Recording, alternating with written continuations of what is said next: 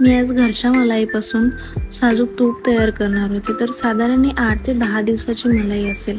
मग त्याच्यानंतर मी लोणी काढायला घेतलं, मिक्सरमधून ब्लेंड करून घेतलं. तर त्याच्यामध्ये लोणी काय व्यवस्थित वर येत नव्हतं. मग मी विस्करने लोणी काढायला घेतलं. तर इथे फक्त आम्हाला नुसतंच मस्ती करायची असते.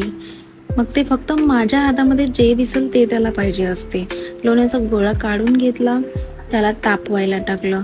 हे तुम्ही पण तुमच्या बेबीसाठी करू शकता. हे मी स्पेशली किट्टूसाठी बनवत आहे घरी.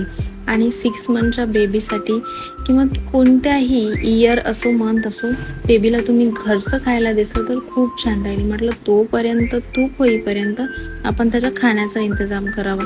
तर मी एक डाळीचं पाणी घेतलं आहे साधारण, थोडासा जिरा, थोडंसं तूप आणि त्याचा तडका मारला आणि डाळीचं फक्त पाणी दिलं आहे. मी त्याला सध्या लिक्विडच देते कारण तो जस्ट 6 मंथचा झालेला आहे. तर त्याला थोडंसं 2-3 सेकंद गरम होऊ द्यायचं आणि मग नंतर थंड करून त्याला खायला दिलं. इथे किट्टूची थाली रेडी होती हां. मग ते पूर्ण घेऊन म्हटलं चला आता किट्टूचं काय एक्सप्रेशन आहे ते बघावं.